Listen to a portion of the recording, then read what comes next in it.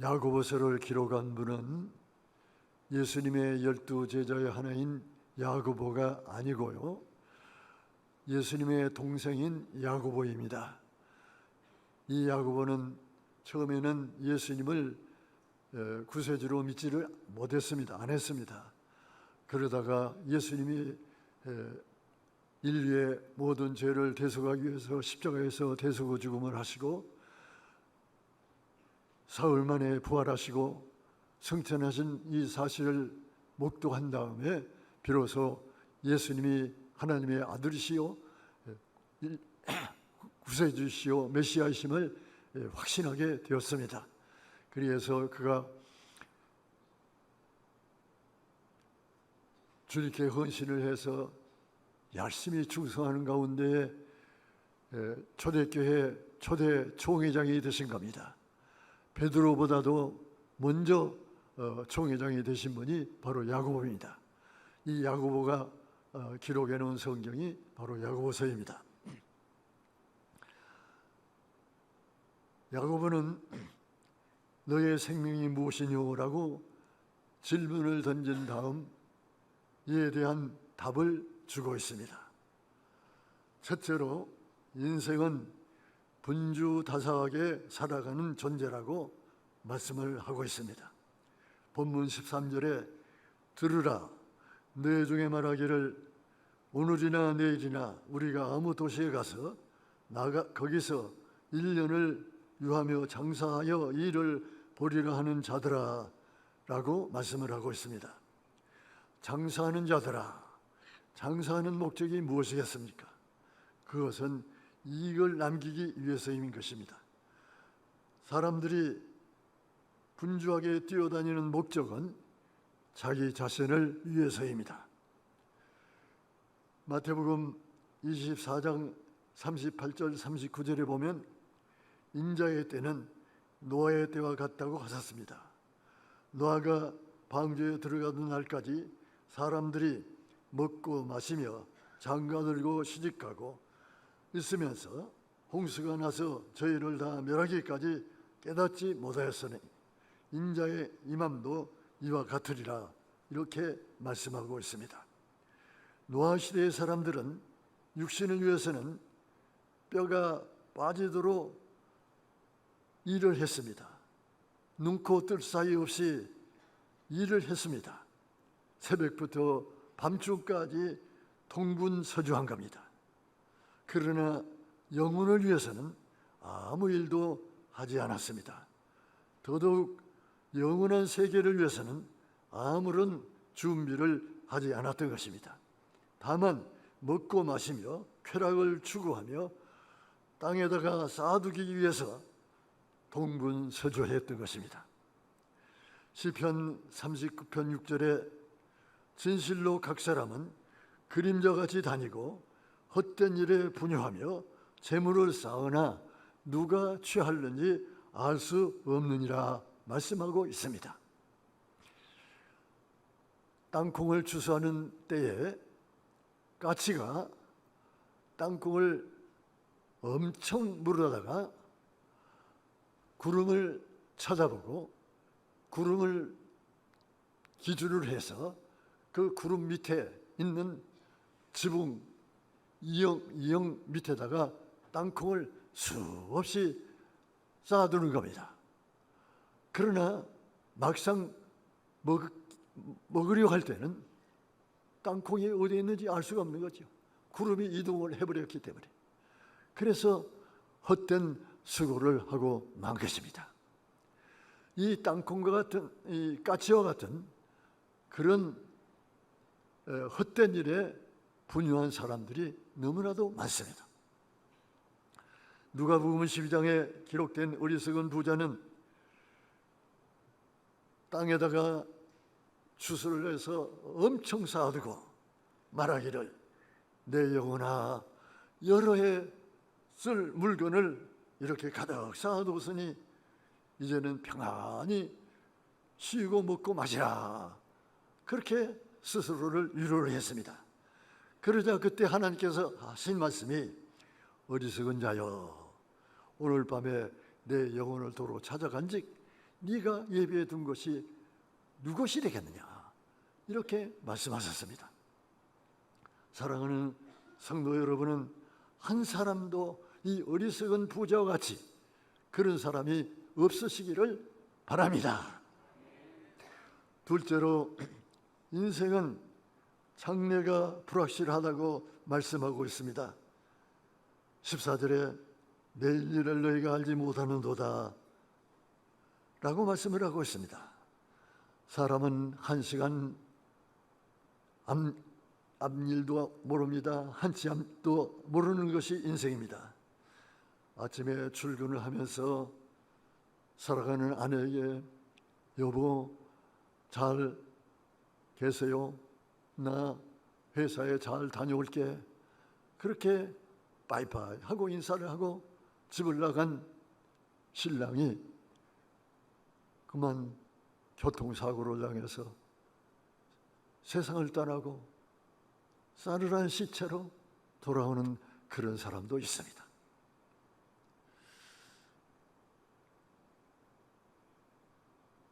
어떤 사람은 저녁 식사를 하고 텔레비를 보고 샤워도 하고 그리고 잠자리에 들어갔는데 새벽기도 나갈 시간이 되었는데 남편이 일어나지를 않는 거예요. 그래서 그 부인이 여보 일어나야지, 새벽기도 가야지. 그래도 아무런 반응이 없어요. 그러니까 이상한 생각이 들어서 흔들어 봤더니 그대로 세상을 떠나고 만 겁니다. 그래서 우리나라 인사 가운데 밤새 안녕하셨습니까 하는 인사가 있지 않습니까? 사람은 이렇게 자다가 세상을 떠날 수도 있는 겁니다. 잠언 27장 1절에 너는 내일 일을 자랑하지 말라. 하루 동안에 무슨 일이 날는지 네가 알 수 없으니라 라고 말씀하고 있습니다. 사람은 한 시간 앞날의 일도 알 수 못하는 것이며 한치 앞도 알 수가 없는 겁니다. 미국 워싱턴 DC에 주유소를 경영하는 교포가 있었습니다. 열심히 운영을 해서 큰 돈을 벌었습니다. 거부가 되었습니다.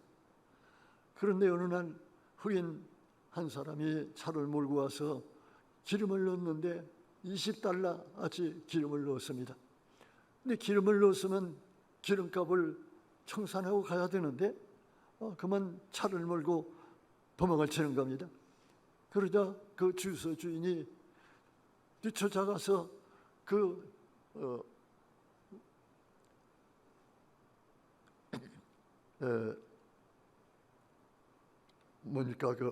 문을 붙잡았어요. 문을 붙잡았는데 그만 그 흑인 운전수가 그대로 몰고 갔습니다. 그러다가 세상을 떠난 겁니다. 세상을 떠나면서 죽으면서 어떤 생각을 했겠습니까? 미국의 그로세리 식료품 가게를 하던 교포가 있었습니다. 그런데 어느 날 남편이 흑인이 쏘는 총에 맞아 목숨을 잃었습니다. 그러자 부인이 그 강도를 잡으려고 쫓아갔습니다. 그러자 또 이 흑인이 그 부인에게도 총을 쏘아서 그 부인도 세상을 떠나고 말았습니다. 우리나라 사람들은 돈 버는데 악착 같다고 합니다. 권총에 맞아 상처를 입어도 그 다음날 상처에 붕대를 감고 다시 나와서 돈을 번다고 하는 겁니다. 한국 사람들은 목숨을 걸고 돈을 봅니다. 목숨보다 소중한 것이 없는데 말입니다. 마태복음 16장 26절에 사람이 만일 온 천하를 얻고도 제 목숨을 잃으면 무엇이 유익하리요? 사람이 무엇을 주고 제 목숨과 바꾸겠느냐? 이렇게 주님께서 말씀하셨습니다. 요새는 부자들이 참으로 많습니다. 몇십조, 몇 백조 이런 재벌들도 많습니다. 또 어떤 사람은 열심히 공부를 해서 최고 학부를 나와가지고 아주 높은 지식을 소유하고 있는 그런 분도 있습니다. 또 어떤 분은 이 높은 명예를 얻는 분도 있습니다. 대통령이 되고 국회의원이 되고 이래서 그 높은 명예를 소유하고 있는 분도 있습니다. 그러나 그런 학벌이나 물질이나 이 명예가 목숨과 바꿀 수는 없는 겁니다. 목숨보다 더 소중한 것이 없는 겁니다. 존 F 케네디는 그의 아버지 PJ 케네디가 술 장사를 해서 거부가 되었습니다. 그래서 그 아버지가 자녀들을 다 하버드 대학을 다니게 했습니다. 아버지 덕분에 이 존 F 케네디는 하버드 대학을 나왔고, 그리고 1960년에 미국 대통령이 되었습니다. 그런데 대통령이 된 다음 3년 후에 오스왈드라고 하는 사람이 총을 쏘아서 그 케네디는 암살을 당했습니다. 얼마나 비통한 일입니까? 그렇게 남편이 세상을 떠나자 그의 아내 제클린 여사는 영부인이라고 하는 그 영광스러운 이름을, 명예를 헌시짝처럼 버리고 화란의 선박왕, 이 오나시스라고 하는 사람은 어마어마하게 큰 섬을 소유하고 있는 그런 거부였어요. 그 오나시스에게 제가를 했습니다. 그러나 얼마 후에 그 오나시스로 세상을 떠나서 제클린은 결국 다시 과부가 되고 만 겁니다. 이 사실들을 생각해 볼 때 물질이나 학벌이나 명예 따위가 목숨보다 소중하지 않다, 목숨과는 비교할 수 없다 하는 것을 우리에게 알려주고 있습니다. 우리가 불확실한 이 세상에서 살고 있기 때문에 인생의 생명을 주관하시는 하나님만 믿고 신뢰하며 살아가야 할 줄로 믿습니다. 사랑하는 성도 여러분, 여러분의 영혼을 우리 주님께서 눈동자같이 지켜 보호하고 계심을 믿으시길 바랍니다. 우리가 이 마태복음 28장 20절에 보면 내가 세상 끝날까지 너희와 항상 함께 있으리라, 이렇게 주님께서 약속하셨습니다. 그러므로 우리가 이 세상에서 평안하게 살아갈 때도 우리 주님께서 함께해 주시고, 우리가 가시밭길을 걸어갈 때도 우리 주님께서 우리와 함께해 주시는 것을 믿으시기를 바랍니다. 셋째로, 인생은 무상하다고 말씀하고 있습니다. 14절에 너희의 생명이 무엇이냐, 너희는 잠깐 보이다가 없어지는 안개니라. 아침에 짙은 안개가 끼지만 햇빛이 비치면 그 안개는 사라져 버리고 맙니다. 우리의 생명이 뭐냐? 아침 안개와 같다, 잠깐뿐이다, 이렇게 말씀을 하고 있는 겁니다. 시편 90편 10절에는 우리의 연수가 70이요 강건하면 80이라도 그 연수의 자랑은 수고와 슬픔뿐이요 신속히 가니 우리가 날아가나이다. 우리의 나이가 신속히 날아가네요. 빨리 날아가, 신속히 날아가니 날아가 버린다, 이렇게 말씀하고 있습니다. 베드로전서 1장 24절에 모든 육체는 풀과 같고 그 모든 영광은 푸른 꽃과 같으니 풀은 마르고 꽃은 떨어지되 오직 주의 말씀은 세세토록 있느니라.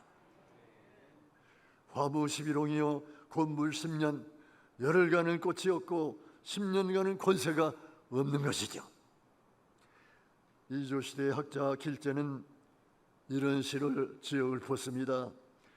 500년 도읍지를 필마로 돌아더니 산천은 의국헌을 인걸은 간디없네. 어지보 태평년을이 꿈 이런가 하노라.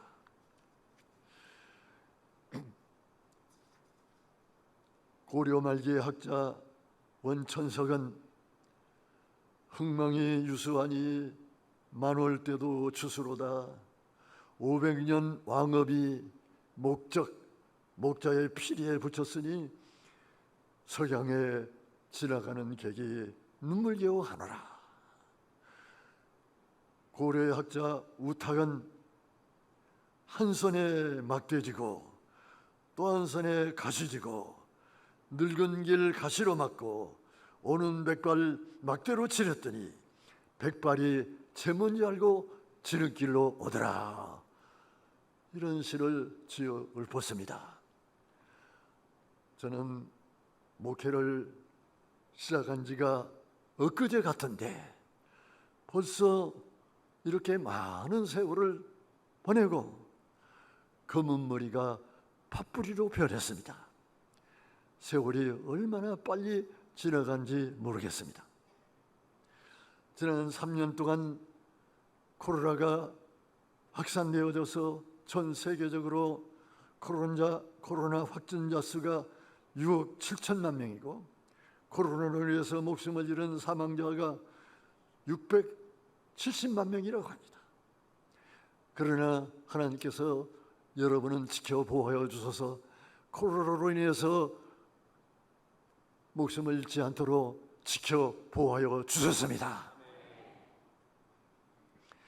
네 번째로 인생이 이렇게 무성하기 때문에 허탄한 자랑을 하지 말고 오직 주님의 뜻을 따라 살아야 한다고 15절과 16절에 말씀하고 있습니다. 잠시 있다가 사라져버릴 세상 것들을 자랑하지 말고 오직 주님만 높이고 주님의 뜻을 따라 살아야 한다고 말씀하고 있습니다. 우리가 세상을 살아가다 보면 좋은 일을 당할 때도 있고 굳은 일을 당할 때도 있습니다. 기쁠 때도 있고 슬플 때도 있습니다. 성공할 때도 있고 실패할 때도 있습니다. 궁핍할 때도 있고 풍부함을 누릴 때도 있습니다. 그러나 그 모든 일들은 다 지나가는 겁니다. 바울은 그러므로 어떠한 형편에서든지 원망불평하지 않고 범사에 감사하면서 자족하는 마음을 갖고 살았다고 빌립보서 4장 13절에 고백을 하고 있습니다. 내가 비천에 처할 줄도 알고 풍부에 처할 줄도 알아 모든 일에 배부르며 배고픔과 풍부와 궁핍에도 일체의 비결을 알았노라 배웠노라 이렇게 말씀하고 있습니다. 다윗의 반지 이야기를 하고 싶습니다. 그 이야기를 알고 계시는 분도 있을 겁니다만은 구약 성경을 해설하고 있는 미드라시라고 하는 그 경전에 다윗의 반지 이야기가 나옵니다. 다윗 왕이 어느 날 반지를 하나 갖고 싶었어요. 그래서 그 유명한 반지 세공업자를 불러가지고 내가 지금 반지를 하나 갖고 싶은데 멋있는 반지를 하나 만들어 달라. 그런데 반지를 만든 다음에 반지 그 안에다가 적은 글씨로 이 두 가지 내용을 요약을 해서 써달라 이렇게 부탁을 했어요. 무슨 글자를 쓰냐 하면 내가 승리를 거두고 너무 기쁠 때 교만하지 않게 하고 내가 절망에 빠지고 시련에 처했을 때에 용기를 줄 수 있는 글귀를 하나 새겨달라. 그래서 이 세공업자가 열심히 아주 좋은 반지를 하나 만들었습니다. 만든 다음에 글귀를 써 넣어야 되겠는데 도무지 그 생각이 떠오르질 않는 거예요. 그래서 고민을 하다가 어느 날 지혜의 왕 솔로몬을 찾아갔습니다. 그 아버지 다윗의 이야기를 하면서 좀 글귀를 하나 알려달라 그랬어요. 그러자 솔로몬이 단번에 대답하기를 이 또한 지나가리라. 따라서 한번 해볼까요? 이 또한 지나가리라. 네, 그 글귀를 말해줬어요. 그래서 그 반지에다가 그 글귀를 새겼다고 하는 겁니다. 이 또한 지나가리라. 이 승리를 거두고 너무 기쁠 때 교만하지 않게 하라. 교만하지 말게 하라. 지나가는 거였기 때문에. 또 절망에 빠져 시련을 당했을 때도 용기를 잃지 않게 하라.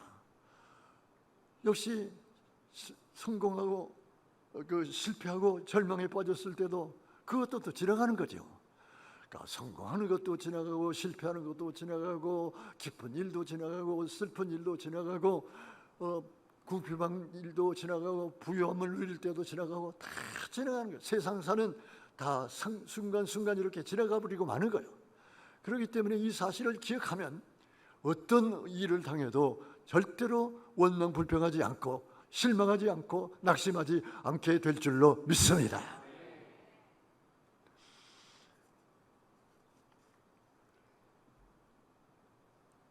하나님께서 여러분 한 분 한 분을 하나님의 장중에 장하고 계시는 겁니다.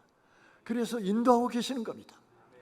여러분 한 분 한 분을 위해서 하나님께서 큰 그림, 빅 픽처를 딱 그려가지고 설정해 놓으신 겁니다. 여러분 한 분 한 분이 한 분을 위한 하나님의 계획과 섭리가 이미 설정되어 있는 겁니다. 그래서 그 계획대로 그 뜻대로 여러분 생애를 하나님께서 인도하고 계시는 거예요. 믿으시면 아멘. 이 사실을 믿는다고 하면 우리는 원망 불평할 필요도 하지도 않고요. 또 염려하지도 않는 겁니다. 왜? 하나님께서 나를 붙잡고 계시고 하나님께서 나를 위해서 위대한 계획을 세워놓으시고 그 계획대로 나를 인도하고 계시니 내가 뭘 염려하고 무슨 걱정을 한들 무슨 소용이 있겠느냐?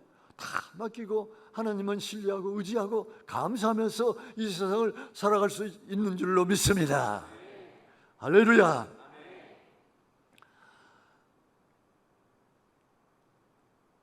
그러므로 오직 주님의 뜻대로 살아야 한다는 것을 15절에 말씀하고 있습니다.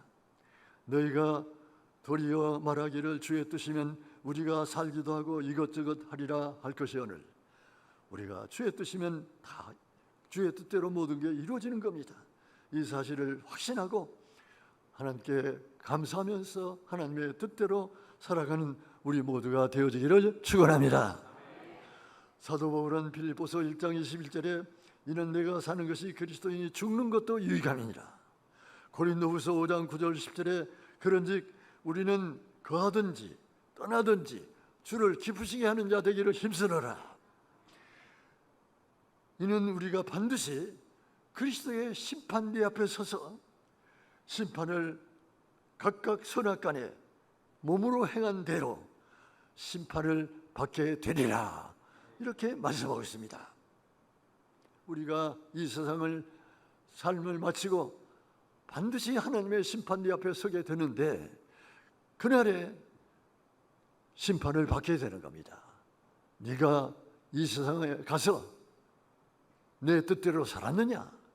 네가 얼마만큼 하나님의 뜻을 이루어드리며 선한 일을 행하며 몸된 교회를 받들어 충성하며 주 앞에 영광 돌리는 그런 삶을 살았느냐, 이걸 묻게 되시는 거예요. 그래서 심판을 받게 되는 겁니다. 저는 한 장로님의 성씨가 한씨가 아니고요, 장로님 한 분의 그 충격적인 간증을 들었습니다. 이 장로님이 불치병으로 입원 치료를 받게 되었습니다.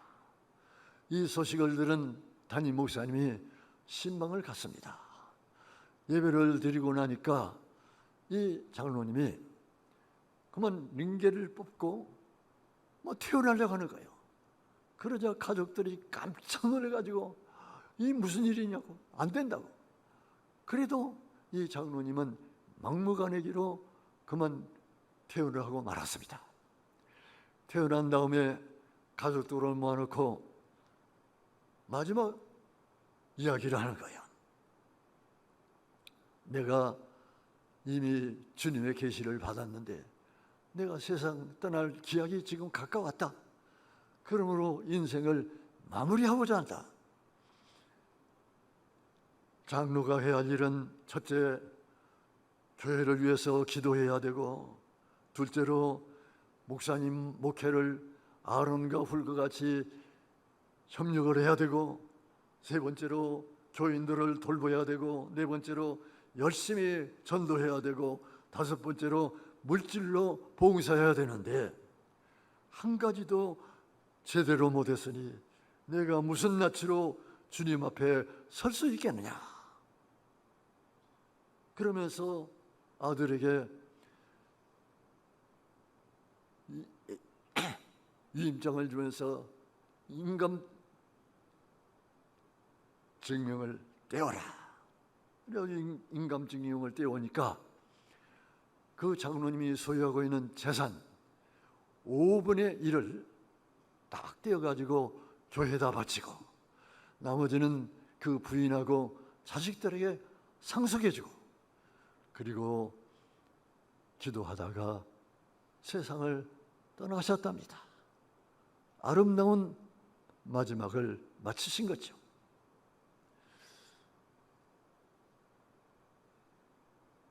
사랑하는 성도 여러분,